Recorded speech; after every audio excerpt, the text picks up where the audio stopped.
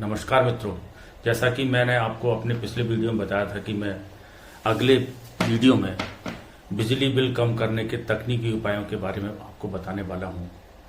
आज मैं ऐसे 5 उपायों के बारे में आपसे चर्चा करने वाला हूं जिनको यदि आपने ठीक से अपनाया तो निश्चित रूप से आप अपने बिजली के बिल में एक भारी कमी कर पाएंगे और इससे आपका बिजली का बिल काफ़ी हद तक कम हो जाएगा।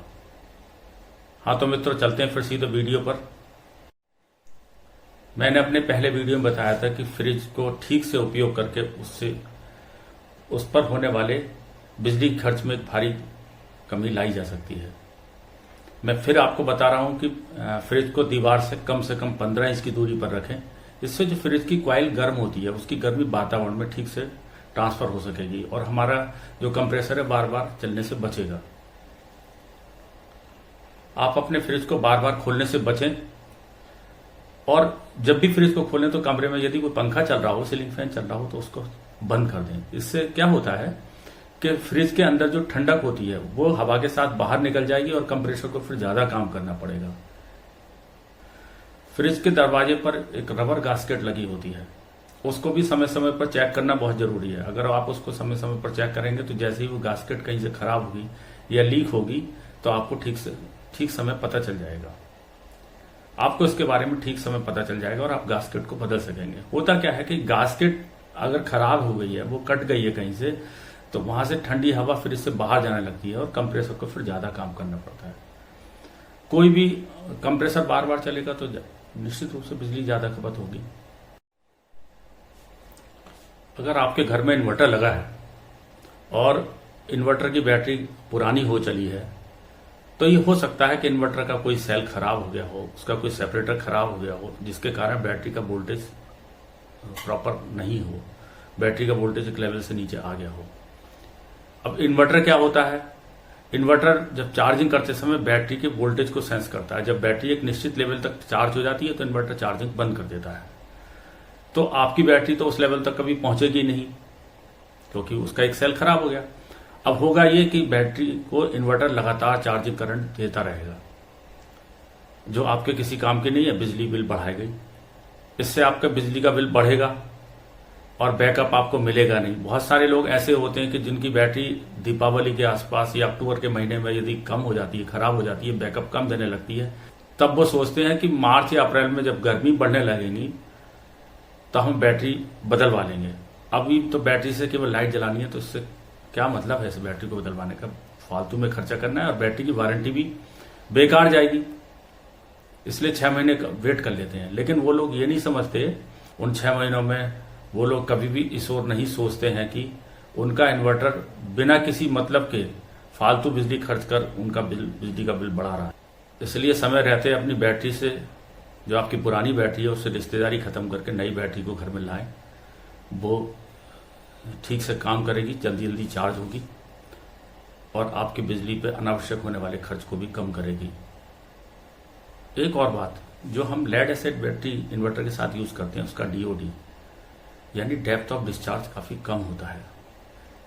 ऐसी बैटरी यदि चार्जिंग में 3 यूनिट बिजली खर्च करती है तो वापस करते समय में 1.5 से 2 यूनिट बिजली ही वापस करती है। इस कारण कम डीओडी की वजह से हमको 1 से 1.5 यूनिट तक का नुकसान होता है।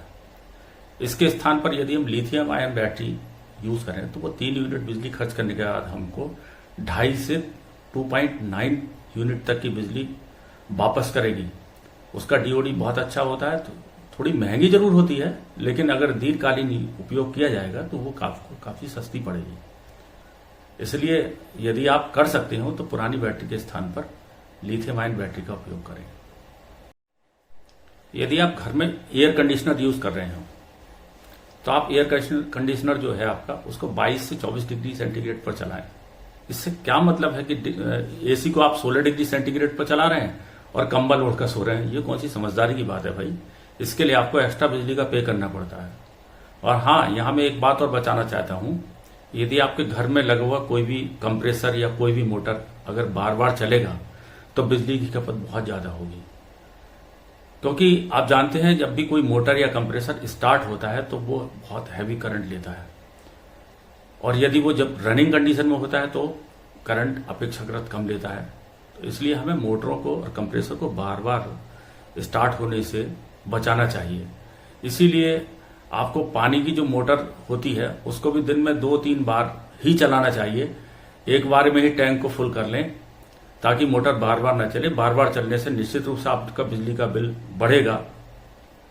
आपके यदि किसी मोटर से, कंप्रेसर से या फ्रिज से कोई एबनॉर्मल साउंड आ रही है, कोई ऐसी आवाज आ रही है जो आपको लगता है कि ये बियरिंग की आवाज है, तो उसको तुरंत मरम्मत कराएं, क्योंकि ये बियरिंग की आवाज होती है, इससे मोटर गर्म होती है और गर्म होने के लिए जो बिजली खर्च होती है वो आपकी जेब से जाता है उसका पैसा। इसलिए उसको इग्नोर ना करें, जितनी जल्दी हो सके उसको किसी अच्छे मैकेनिक से रिपेयर करा दें। घर में जो पुराने पंखों के रेगुलेटर होते हैं उनके अंदर एक वायर बाउंड रेजिस्टेंस होता है। पंखे की स्पीड कम करने के लिए रेजिस्टेंस जो है आगे वोल्टेज को ड्रॉप कर देता है और खुद गर्म होता रहता है। वो गर्मी आपके किसी काम की नहीं। वो गर्मी उत्पन्न करने के लिए बिजली एक्स्ट्रा खर्च होती है, जिसका पैसा आपको अपने महीने के बिल में चुकाना पड़ता है। मार्केट में आजकल इलेक्ट्रॉनिक रेगुलेटर्स आ गए हैं। उन पुराने रेगुलेटर्स को उतार कर नया रेगुलेटर लगाएं। वो साइज में छोटे भी होते हैं, उनकी एफिशिएंसी बहुत बढ़िया होती है और उनमें किसी भी इस प्रकार की रेजिस्टेंस का उपयोग नहीं किया जाता जिससे बिजली की अधिक खपत हो। आपके घर में यदि पुराना पिक्चर ट्यूब वाला जो टीवी था, डब्बा नहीं होता था पहले, अगर वो डब्बे वाला टीवी है तो वो एक्चुअली वो टीवी क्या होता था, 150 से 200 वाट बिजली खर्च कर सकता था।